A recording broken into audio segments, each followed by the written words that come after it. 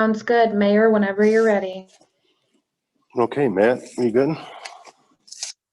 Okay, thank you for joining us tonight for this very important discussion about the City of Hazelwood's budget for 2021.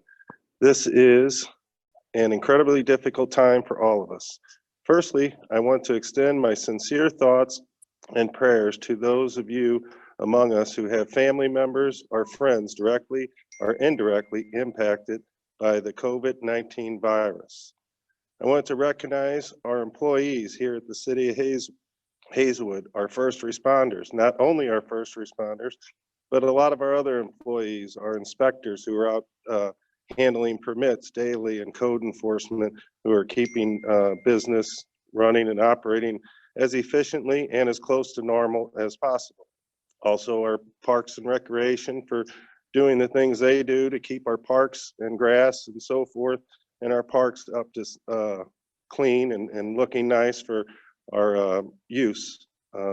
Those employees are very important, and as we move forward with cuts that affect city services, it is harder for us as city council members to think about the cuts that we are making with city employees' income. Those are some of the hardest decisions that I have ever had to make, and I'm sure council will agree in their tenure also, that working and cutting city budgets, it really affects us mostly when we have to make cuts with our city employees. And finally, I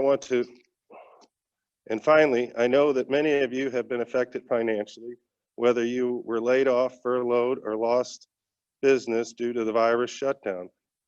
I'm very sorry for your stress and uncertainty you are facing.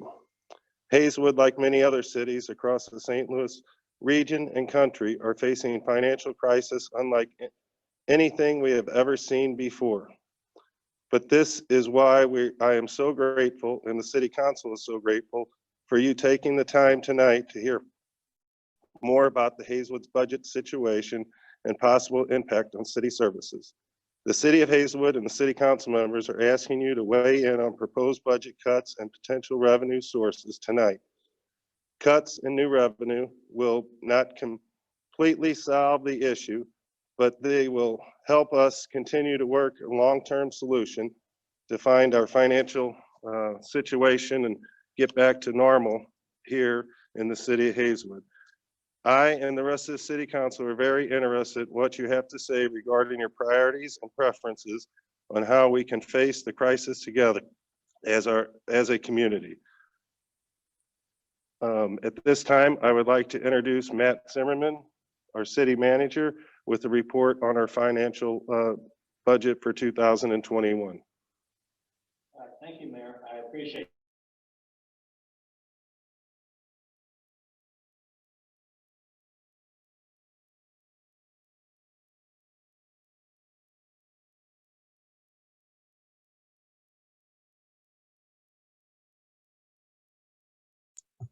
Hey, Matt, can you unmute? Thank you. All right, there we go. Do I need to start over?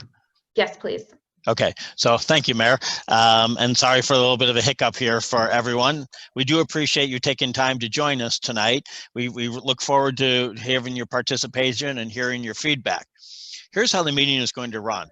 I will be leading a presentation on the proposed 2021 budget and Hazelwood's current financial situation. Throughout the presentation, there will be several times you'll be asked to participate in live polls on potential service cuts and possible alternative revenue sources. You're not required to, but your feedback is appreciated. You can submit questions during the webinar by clicking on the Q&A button on the bottom of your screen. Questions will be visible to the panelists, and some will be addressed during the Q&A session at the end of the webinar. If your question is not addressed during the question and answer session, responses will be posted on the Fair Budget website after the webinar later this week. As a reminder, this meeting will be recorded and put on the city's website at hazelwoodmo.org/fairbudget within 24 hours. Anyone can watch the webinar or read up on the budget information presented at this meeting or take the same survey. Or you can request a paper survey be mailed to you by signing up on the website or calling 314-513 5018 and leaving a message, and we will get you a paper survey. We will be collecting comments and feedback through June 2nd, and we'll send regular updates to the mayor and city council during this time in preparation for their June 3rd city council meeting and vote on the 2021 budget. We post answers to many of the submitted questions on the city's website. So again, thank you for listening in. So, taking a look, first of all, at the 2021 city revenues.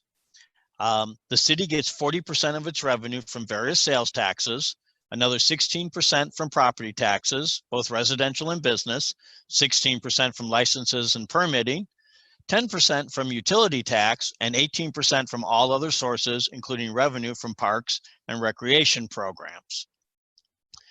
One question we have been getting a lot is about tax abatements. Tax abatement means that businesses or developments, as a condition of moving to Hazelwood, are not required to pay certain taxes in exchange for bringing jobs and paying other taxes and fees. We use this tool to help recruit businesses to Hazelwood.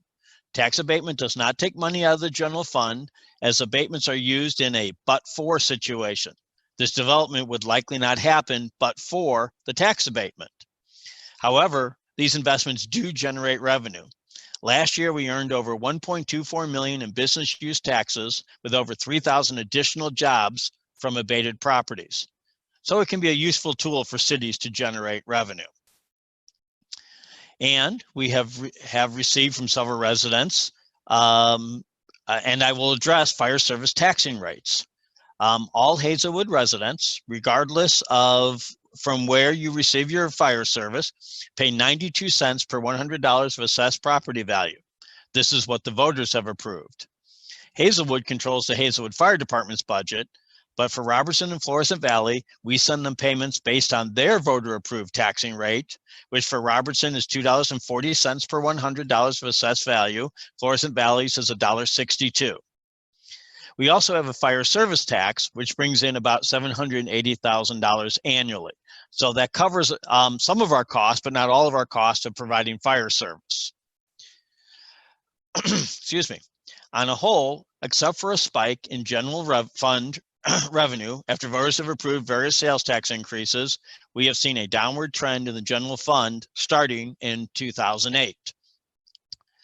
However, COVID-19 has had a devastating effect on the city of Hazelwood's funding. We have already lost $1.5 million in what was budgeted for the 2020 through the end of June. And we are estimating that an additional $4.2 million loss for fiscal year 21 for a total impact of $5.7 million. We are not alone in this. Cities like Chesterfield, Belleville, Illinois, and University City have all announced major losses and cost-cutting measures.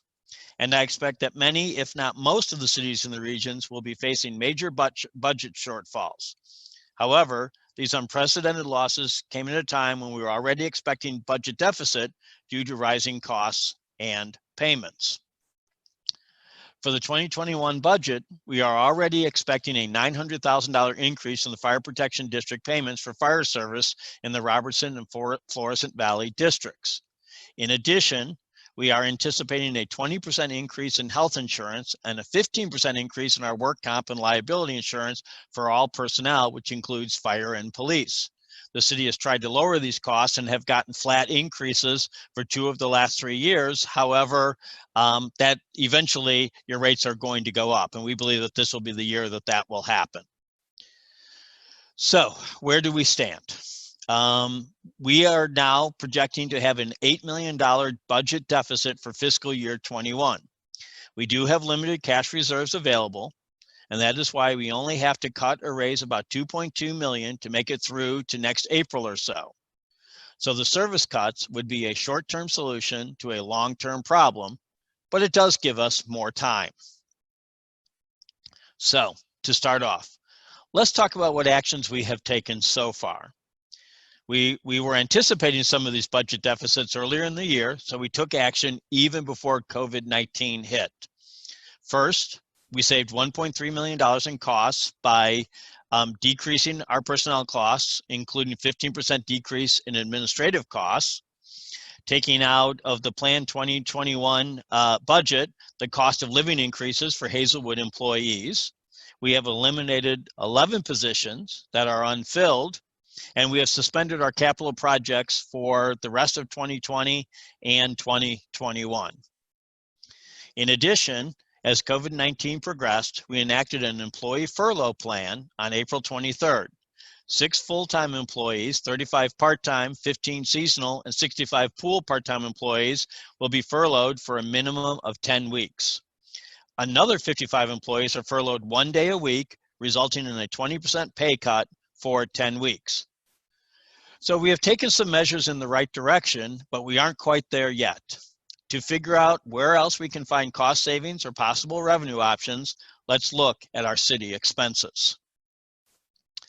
Here's a breakdown of city services and expenses, which totaled $28.4 million in the current 2021 budget. 7.8% of that goes for public works. This includes landscaping maintenance, our limb removal in the fall, leaf collection in the fall, and limb removal in the spring, street maintenance, and other infrastructure.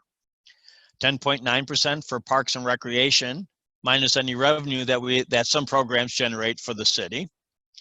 Another 11.8% for administrative costs, which includes legal, financial, all permitting offices, code enforcement, courts, city management, and the council.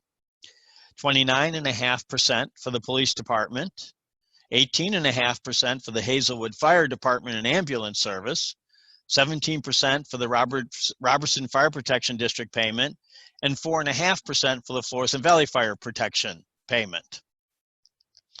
The rest of the budget discussion is about that 79% of the budget we control outside of the fire district payments.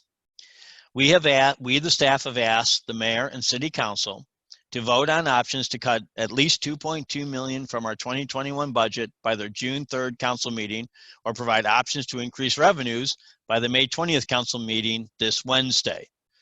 That's why we need your help in understanding what your preferences are and what you support. So here we are getting into some specific options. We have put together a potential list of service cuts that will help the city balance its budget. We have over $3 million in proposed cuts, but would only need $2.2 million. First, we have, as you can see on the screen, about $224,000 of proposed smaller cuts. Many of these have to do with administrative costs, travel and training, those kinds of things. These also include city fireworks, swim instruction, food truck nights, Hazelnuts funding, and our summer camps. Now comes the hard part, which is the list of bigger service cuts that add up to another $3 million. Please note that earlier in the year, we went through and cut our administrative budget by 15% and reduced our staffing by 11 positions, so those cuts have already been implemented. In city management, we are proposing to combine the city manager's office with the finance department to reduce staff by 2 positions. The police department, we are looking to eliminate the audio technical support position, animal control officer, 1 vacant police officer position, the DARE officer position, reduce Regis crime support, data support, and lay off up to 15 police officers or 4 officers per shift. In the Hazelwood Fire Department, we are looking at eliminating the deputy fire marshal position, reducing the number of fire captains from 6 to 3, laying off 3 firefighters, and reducing callback time due to time off, reducing the maximum number of firefighters from 4 to 3 on a fire truck. Having 3 firefighters on a truck is the most common number of firefighters in most fire departments in St. Louis County. In public works, we are looking to lay off, we could be laying off 2 code enforcement officers, 2 support staff, eliminate 1 maintenance worker position, and reduce salt usage during the winter, leading to less snow plowing and more slippery roads.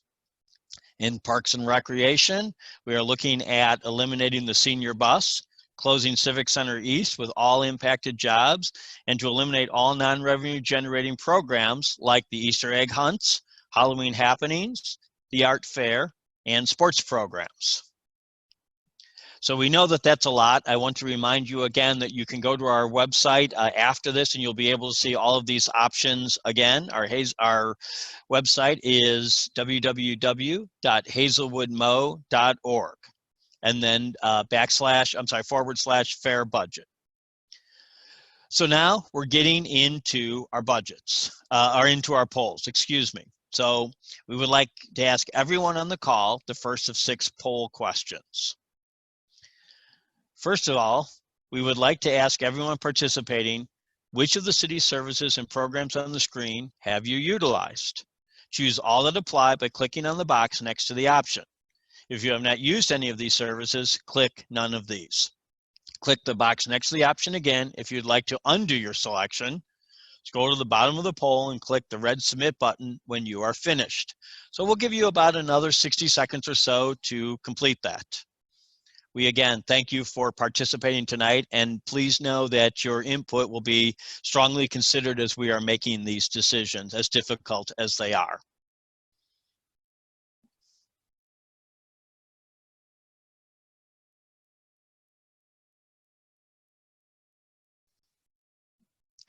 You have about another 30 seconds to complete, please.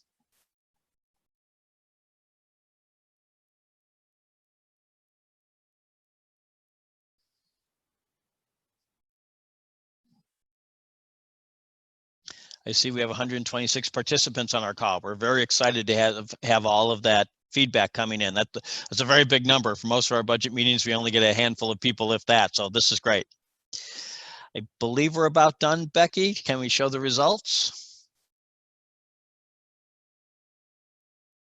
Okay, there we go. Very good, very interesting, and a good cross section. So, and a lot of our services are being used. That's great. Thank you. All right, poll number 2. We're now going to review some of the city services and programs being considered for elimination or reduction. You can select up to 3 services by clicking on the box next to the option. Click the same box again if you'd like to undo your selection, and then scroll to the bottom of the poll, click the red submit button once you are finished. You will not be able to change your answer once you've clicked the red submit button. So, poll number 2, the question is, if given the choice, which city services do you prefer the Hazelwood City Council to continue to fund? Again, select only 3 options by clicking the boxes. 1 is closing Civic Center East. This would mean that we would have fewer park programs and we would not have anyone available to take park rentals. The next option is to eliminate the DARE program, the DARE officer position. This means that we would have no specific drug education program for our school children. Next is some of our popular programs that don't generate any new revenue. That's our Easter egg hunt, Halloween happenings, art fair, sports programs, as we've talked about before. Another option is the leaf collection in the fall, limb collection in the spring, so that would be eliminated. Our local animal control officer program, if that were to be eliminated, then calls would have to be handled by St. Louis County or by private services. We've discussed reducing our fire service by reducing the size of the fire crews with up to 3 firefighters laid off and reducing the number of leadership positions. In the police department, we are looking at fewer police officers. That would mean a slower police response time and more calls being taken by phone rather than having officers out there taking reports. We would have fewer preventative enforcement programs, and we'd be looking at up to 15 positions being laid off. And then lastly, the senior bus. By eliminating the senior bus, this would eliminate a transportation option for many of our senior citizens to access our grocery stores, pharmacies, and those types of needed services. And it would also eliminate our hazelnut trips. So there are your options. I believe we want to give probably another 60 seconds or so. So please remember to click not more than 3. And once you hit submit, your selection will be final.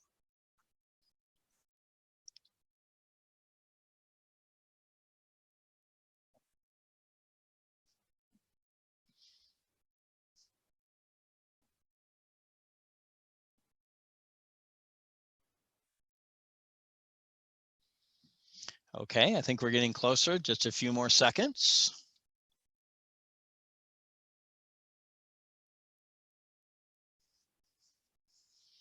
Again, please do not hesitate to come to the city's website or to our fair budget page and leave your comments as well. You'll have the opportunity to do that all the way up till June 2nd.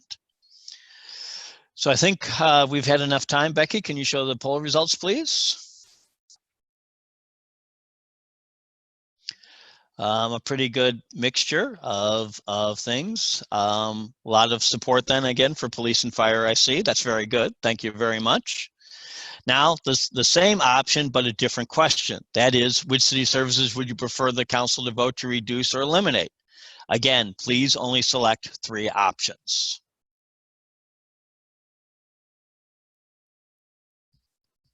We'll give everybody 60 seconds again.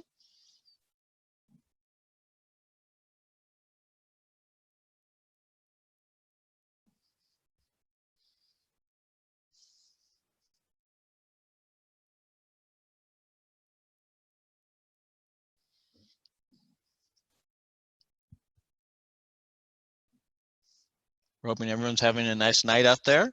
We appreciate you participating. Unfortunately, we could not do this in person, but fortunately everyone can stay home during the rain because it was raining again when I came back into City Hall.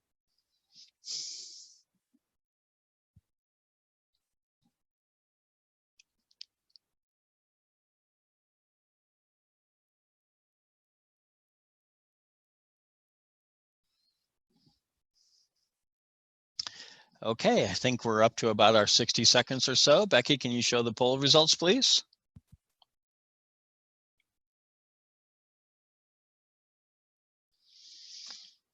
All right, very good. All right, that's very helpful information. Thank you very much. All right, our third poll has to do with looking at revenue options that could be done in addition to cutting services or in lieu of, depending on the options.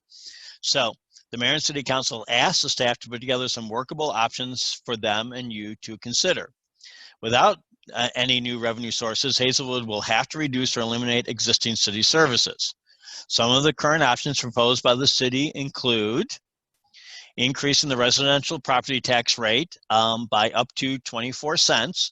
And this would generate about a $1.3 million per year. And the cost for a typical $100,000 home would be about $20 a month. Option number 2 would be to increase the fire sales tax from 1/4 cent to 1/2 cent. That is estimated to generate about $780,000 per year. Now, that is paid by residents and non-residents, whereas, of course, the property tax is paid by Hazelwood residential and business owners. So there's trade-offs to any of these.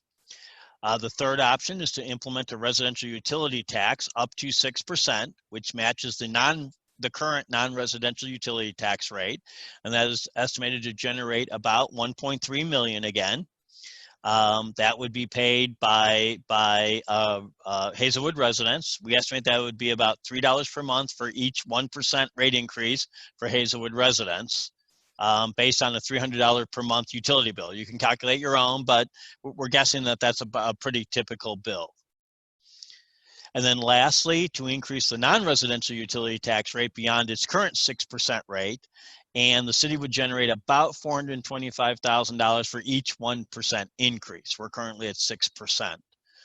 So among the revenue generating options listed, which are you most likely to support, if any? Select as many options as you like by clicking on the box next to each option. Click the same box again if you want to undo your selection. Scroll to the bottom of the poll and click the red submit button when you are finished. You will not be able to change your answer once you've clicked the red submit button. And again, we appreciate it. So I think we'll give this another 30 seconds or so, Becky. And I want to thank Becky for organizing all of this and handling all of our polling data. So thank you very much.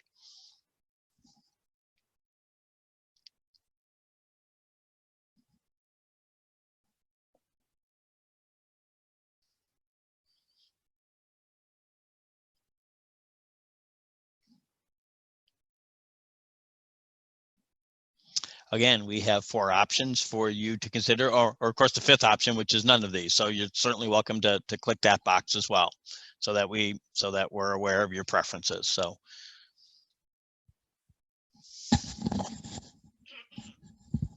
Excuse me.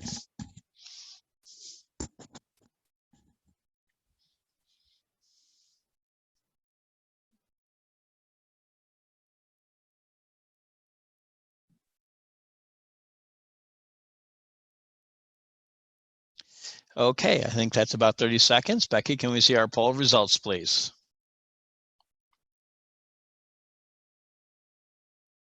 Okay, so a little bit of a mixture there. Okay, very good. Thank you very much. And now for our next poll, which is our budget preference, which is your budget preference. Now that you've had a chance to see the list of proposed cuts and possible citywide revenue options, which do you most prefer? Choose your preference now by clicking only one of these options. Change your selection by clicking on the circle next to the option. Then when you're done, click the red submit button at the bottom of the poll when you are finished. Please remember you cannot change the response once you have clicked the submit button.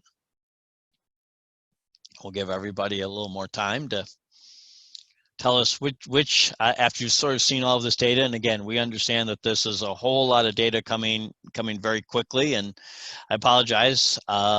There's just a lot that goes into running the city government. So we want you to make sure that you have all the information that's so important towards your feedback.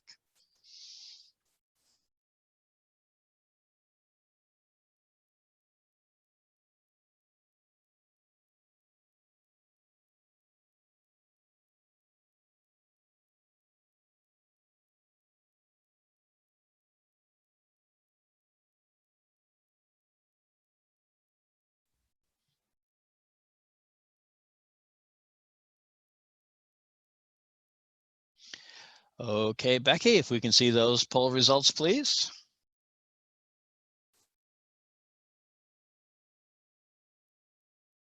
Okay, that's on a little bit of a clear direction there so far. Again, I want to remind everyone that participants, and you can only vote once, but you'll have all the way up to June 2nd through our website or through getting a paper poll to answer all of these questions, and then we will put together the last of the data. Our last poll, and then we're going to open it up for Q&A. Our last poll is some questions about you. If you would please answer our first question as to whether or not you're a Hazelwood resident or a business owner or some other category.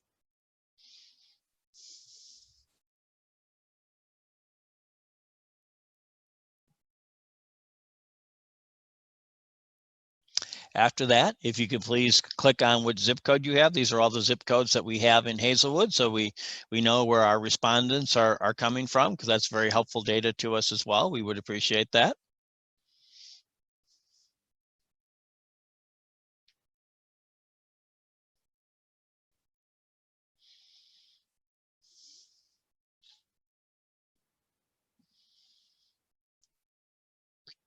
Okay. All right. Thank you very much. And in conclusion, I want to thank all of you for participating in this meeting. I understand that these are incredibly difficult times that are calling for some tough decisions for you in your lives and in your homes and in your businesses, and also for the city. We are trying to make the best decisions we can for our community. Remember that the webinar will be posted on the city's website within 24 hours, and same with the online survey. You have until June 2nd to submit your answers. Meanwhile, we will be posting answers to many of your questions and comments. So, Becky, do we have any questions for our Q&A?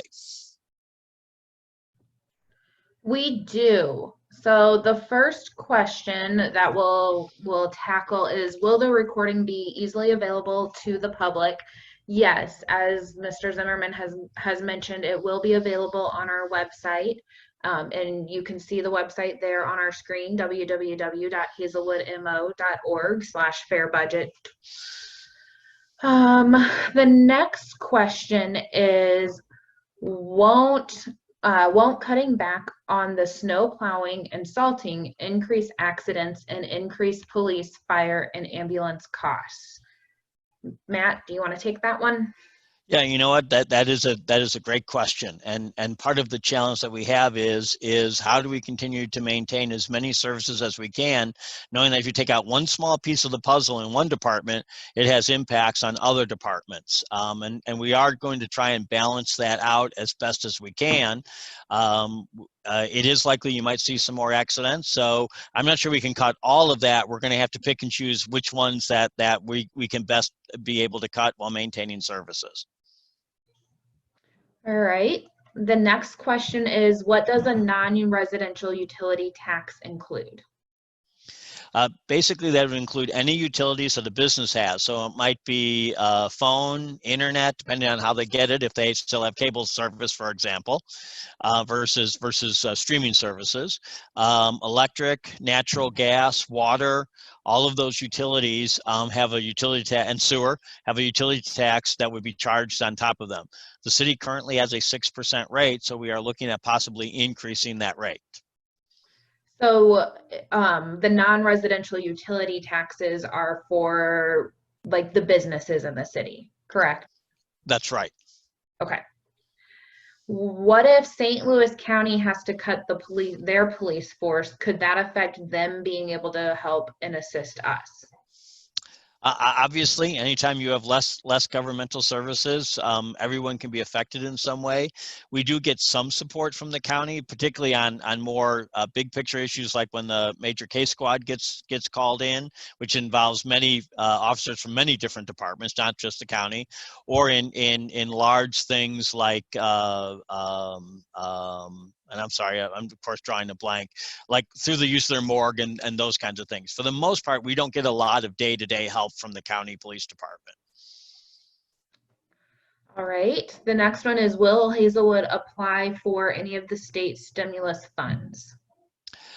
We have, as a matter of fact, we have a resolution on the agenda for Wednesday asking the county to give some of that $173 million in federal stimulus monies to the cities. We have also been waiting to apply to the state or to the federal government, but right now the rules that are set up do not provide any funding to local governments out of federal or state funding. So I can answer this one. How will the city ensure the votes are all from Hazelwood City residents?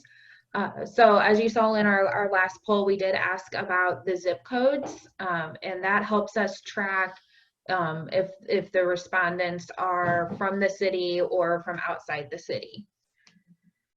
So the next question for you, Matt, is why can't you cut Robertson like you are cutting Hazelwood expenses? While we certainly hope that we might be able to take a look at our current payment situation, right now those payments are set forth through contractual arrangements as well as state law. So that is something that we cannot count on from a budget standpoint. All right. Do we have any more questions? I think we do. If you'll hold on just a second. Let me remind you, while you're doing that, a lot of these Q&As, if they haven't already been addressed, or if we don't have an answer, we will start working on answers to put on our website. And again, it'll be available at the www.hazelwoodmo.org website, and you can see it there on your screen. So another question is, won't cutting back on police result in increased crime, lower property values, and more residents moving out of Hazelwood? I think there's a lot of factors that go into decisions as to whether or not people want to stay or go. Obviously, crime stats are one of them. There's a lot that goes into policing other than just police officers, but I believe it's likely we will have an impact that decision will have an impact in our community. We are well aware of that. Unfortunately, we don't have a whole lot of good choices left at this point, and we're down to making some really hard decisions. Will budget cuts be happening with trash services? Trash services are paid directly by the residents to Republic Services, so that has no impact on our budget. All right. What will the council ultimately base their decisions on? The result of these polls or something else? Obviously, I'm not going to speak for the mayor and city council, but I know them pretty well, and I'm sure that they will take into account the comments they get on our website, the poll results, feedback they hear from their constituents, and then conversation amongst themselves, trying to pick which set of options is our best set of options out of no good options. All right. I do also want to mention that if you are just absolutely having such a ball here with our Zoom meeting, we would love for you to join us Wednesday night. You can find our council meeting agenda on our website, and that agenda has the Zoom information for you to call in or Zoom in with video if you want to let us see your pretty face. And you can listen in as the council discusses a lot of these options that we are talking through and discussing right now. So another question is, how will residents be notified of the final decisions or cuts in taxes? If there's a tax increase on the ballot, then obviously information will be sent out regarding that proposed tax increase. So I'm confident that you'll see something like that, and of course it will be on your ballot when you go to the polls on August 7th. In terms of expense reductions, I would encourage you to continue to monitor our website, send us emails. All of our contact information is on the website as well. Participate remotely in our city council meetings as well, as Becky just said. And lastly, I'm quite sure that we'll be putting out different types of press releases and those kinds of things, as well as utilizing our social media accounts, because we have a Facebook account, a Twitter account, all of those types of typical social media avenues. Another question for you: why do we have 3 different fire companies or departments? That's a great question. At one time, we did only have our one fire department. When the city annexed what we call the Northwest Quadrant, which is basically everything west of Howdershell, and then the Burke City area over on our east side, those were already served by the Robertson and Florissant Valley fire districts. And so, in long story short, to settle 3 years worth of lawsuits and lots of money going to the lawyers, the city made the agreement at that time to that for the annexation to go through, and there's stopped being some litigation over. And by the way, the voters did approve the annexation 3 separate times. I believe that means that they really wanted to be in Hazelwood and get all of those additional services that they weren't getting from the county. But we decided to stop it by saying, okay, fine, we'll go ahead and allow you to serve it, and we will pay those taxes. Unfortunately, that cost has simply become unsustainable 25 years later. All right, we have more questions. Give me a second. My screen moved on me. Have you considered the financial impact of closing the pool for the summer in light of COVID in the budget? We have. Our budget is predicated on the pool opening July 1. When we put the budget together in March, we were unsure, and we're still unsure. We're still waiting for direction from the county as to whether or not we're even going to be allowed to open the pool. But the pool almost pays for itself, so whether it opens or doesn't, it doesn't have much of an impact on the budget. Right. Do we anticipate any new business development? We are having a lot of success down in Hazelwood Tradeport, the new industrial park behind the mall. We are still hopeful that the Powerplex project down at the mall to replace the mall will be moving ahead. That will provide some additional revenue, but unfortunately only probably a few $100,000 a year, which is not enough to offset our budget deficit. So if we eliminate the senior bus, is there a possibility that we can get public funding to keep it? I think that's something we could look at. I know that the last time it was eliminated back in, I believe, 2014 or 2015, our business community very kindly supported it for a year till we were able to get another sales tax approved and retake funding. So I think that's something we would want to take a look at. All right. This one may be a question for the mayor. Are elected officials deferring their own salaries to mitigate cuts to city employees?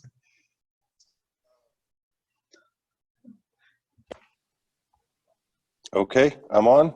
You're on. We Yes, can hear you, that sir. was discussed at our regular city council meeting, I believe, at our last regular city council meeting. And the city attorney advised us that there is state law that says the city has to pay elected officials. But the city council has gone through the options of donating some of their money back to the city in ways of, this past week they bought lunches for city employees, but I'm sure there's ways that the city council members, elected officials can donate their money back to various different portions of the city, or to other donations outside the city, such as food pantry or anything else that services the community. So that was what we discussed, and what we're able to do with our payroll. All right, thank you. Is there any money set aside for badly needed road repairs? One of the areas in which we're having some difficulty is our capital fund, which is funded by a 1/2-cent capital sales tax. So we've put a temporary freeze on our capital program to sort of figure out how this all lays out. We are hoping to have money in the budget for the fall for a fairly significant street program, because we are several years behind, and we are aware of that. We're just trying to sort of figure out how much money is actually going to come in the coming months before we make final decisions in our capital budget. Will the 2022 budget be increased and taxes be decreased if revenue generated increased from 2021 increases ended up being more than what was originally planned on? I think we can take a look at that. Part of the problem is the first draft of the budget, before we realized that the impact on lost revenues from COVID, was still a $3.6 million deficit. So even if all those taxes come back, we're still pretty deeply in the hole. And so we're going to need to have some level of revenue increase or expense reduction anyway, even when we get sort of back to our normal economic conditions. Could we poll the employees to see if they would be okay with a pay cut? I think that that's something that we can certainly take a look at, and also discuss with our unions that cover our police, fire, and public works departments. All right, so the next question is, there appears to be concrete warehouses across from the Lindbergh Post Office. Have those been leased, or will we have to wait for additional revenue after the leasing takes place?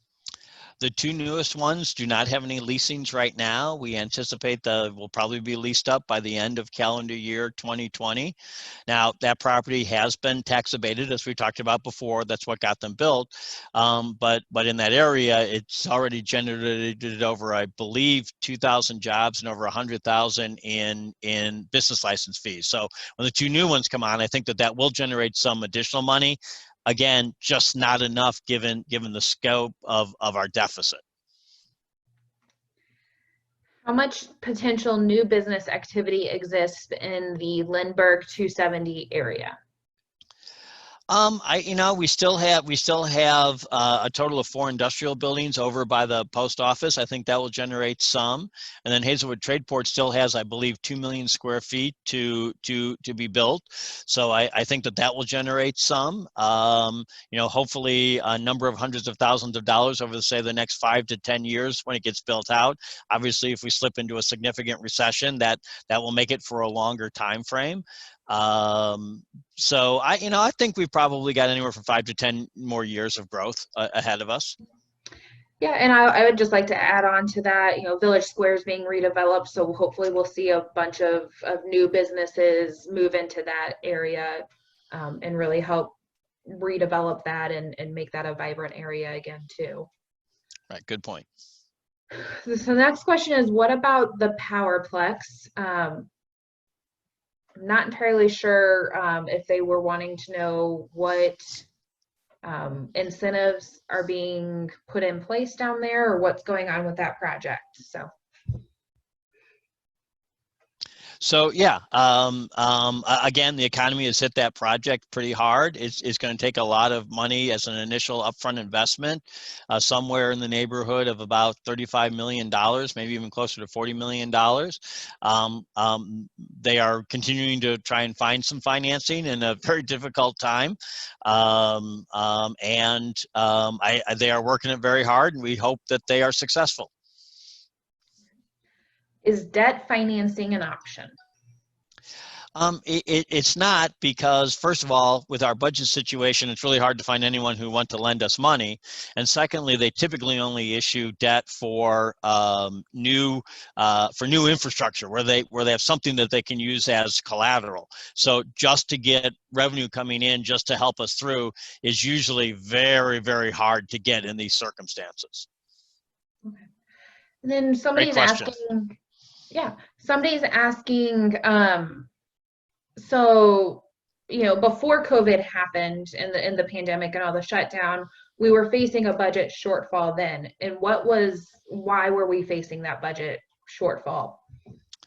Honestly, it's mostly our expenses have been going up much faster than our revenues have been going up. We've been on that downward trend, and we sort of supplement it with a new tax of some kind to help offset that. And it simply was starting to catch up to us where our revenues were not keeping up with our expenses in many areas. Obviously, the fire costs are a big part, but it's certainly not the only cost that we've had, as we've had to deal with health insurance and liability insurance increases. Obviously, from time to time, we've been trying to give raises to our employees to keep ourselves competitive and keep our good employees. So that's a factor as well. So it's just a matter of our trend lines not going in the right direction. How will the school district be affected? The school district should have no effect from this decision. And then are these cuts only planned for 1 year? Given what our trend is, and the fact that even if economic activity went to where it was before COVID, we're still going to be behind the 8 ball. Like I said, we're having $3.6 million deficit before COVID. I think it will be hard to restore a whole lot of these services without some significant new revenue or some changing of how we structure our fire service.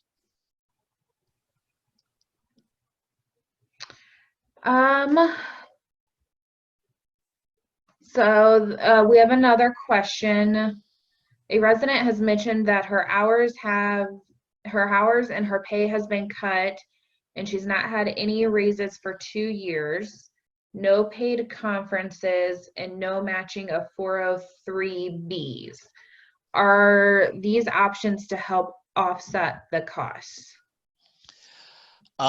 In terms of the raises, we have alternated what we call a step increase and a COLA, because a number of our employees are at their top pay for their position. So we've kind of been alternating them to keep ourselves competitive, and we are giving up that COLA for the coming year. The city has never had a match to employees. We do offer a program where employees can put money into their 401ks and 403Bs. So, but there is no city match to that program. So there would be no savings there. So, I have a question. Well, there's a question for me about Village Square and the grants that we were running before the COVID and pandemic all hit. And it's Hazelwood is giving out grants for the Village Square, which would then mean that there's actually no revenue for that area, and that's not correct. We do have a grant program that has been suspended right now, and it's in conjunction with Samara Road, who is the developer for that property, and they would be offering rent-free space.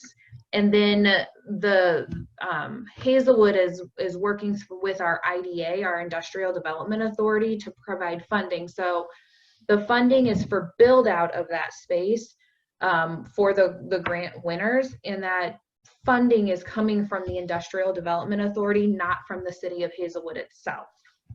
So, and it's only for The grant would only be awarded to a small number of spaces in that property. So the whole rest of that property would still also be generating money. The next question is our only tax loss due to sales tax, and how much is that? Dave Tuberty, our finance director, is on the call as well. He probably would have that number better than I would. Okay, thank you. Yeah, we had when we were trying to calculate what these losses might be, we had come to the conclusion that over the course of the COVID-19 period, so we're talking the end of 2020 and the beginning of fiscal 2021, we were looking at about a reduction of I believe we were looking at taking off about $5 million total. About $4 million of that was sales tax. The rest spread out throughout the rest of the service areas, the revenue areas. Predominantly the licensing areas, business licensing areas. We did have some reduction in property taxes, but not as significant as a sales tax.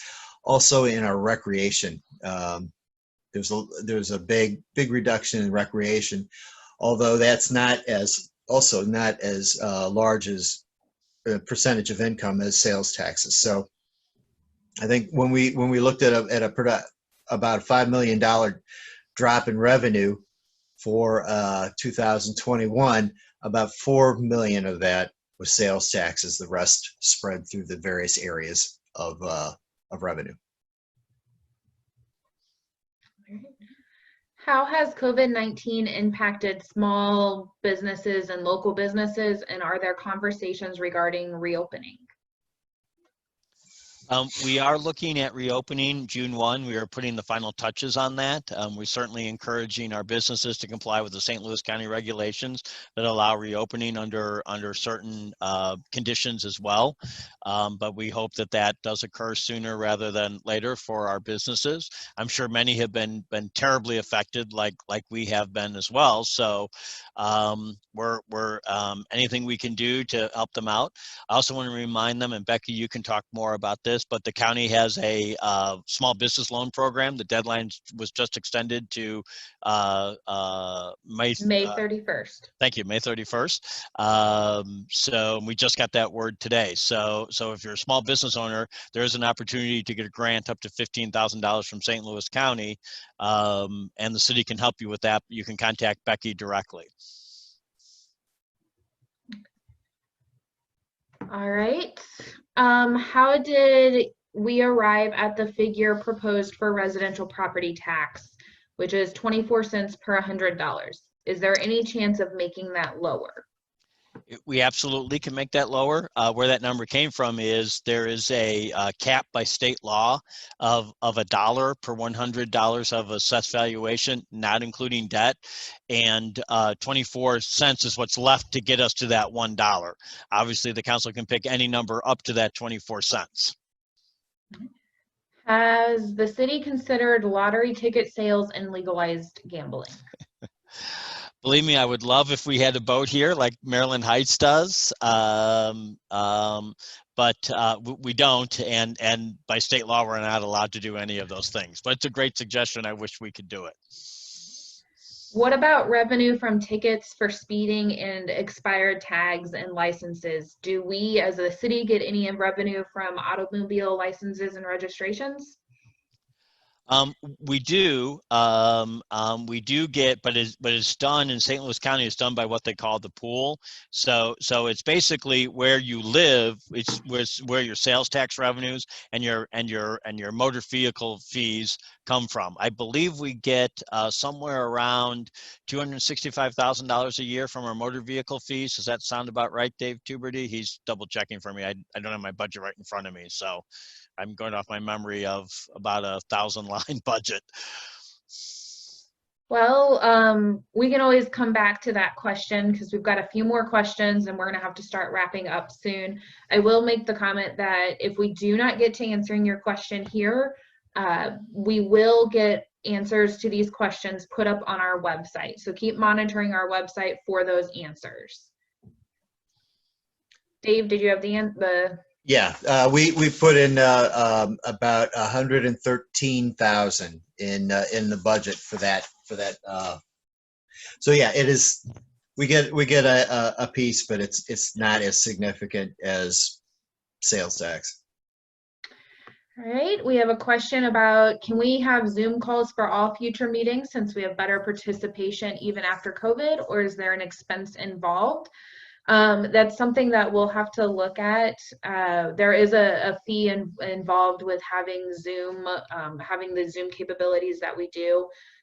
So we'd have to take a look at that and how much that would actually cost over a year. We have some introductory pricing right now because of all the pandemic stuff going on that Zoom was nice enough to let us do. I think we have maybe time for one more question. If the Civic Center is closed, will it be reopened next year? Can park rentals be moved to the community center? The park rentals have to do with number of staffing. So if we close the Civic Center East, then there's not enough staffing to take the park rentals. In terms of restoring those positions and reopening, obviously we are very hopeful that we might be able to do that. But as we've discussed, given our budget problems, it's not all that likely at this point without a significant revenue increase or restructuring of our fire service. All right. Many rental property owners do not live in Hazelwood. Do you know how many rental properties are in Hazelwood, and is there a fee or additional tax that can be charged to owners for rental properties? We do not. That is another possible revenue idea that the council did discuss at their meeting last week. It's a very complicated issue, and there's a lot of opinions about that, and it has to be done very specifically. So that is something that if the council is more interested in, we will start to explore ways of doing that. All right, I think that's it on questions for now. Like I said, any questions, well, all the questions that we have asked and answered tonight, and any of the questions that we haven't gotten to, we will get answers for you, and we will put them up on our website by the end of the week. All right, and thank you, everyone. And the mayor would just like to make a closing comment.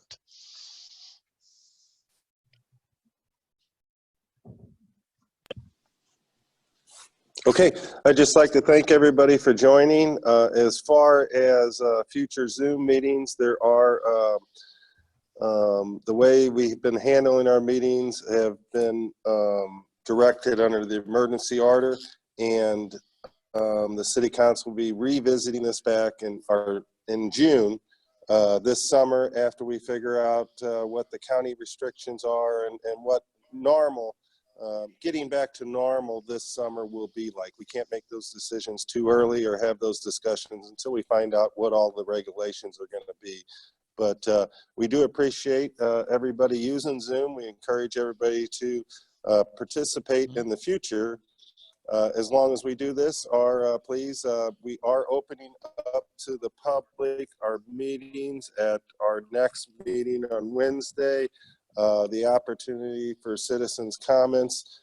So we are slowly opening up our meetings here, but we will keep everybody apprised of our decisions in the future after June, and we figure out what everybody else is doing within the region. I'd like to have a belated thank you to the governor of the state of Missouri and our county executive, Sam Page, and our county council for all they've done in trying to make the difficult decisions that all elected officials have to make during these times, but they're in the forefront in the light of making the tougher decisions and I appreciate everything that they have done for the state and the county here in Missouri, St. Louis County. Thank you. Thank you, everyone, and have a good night.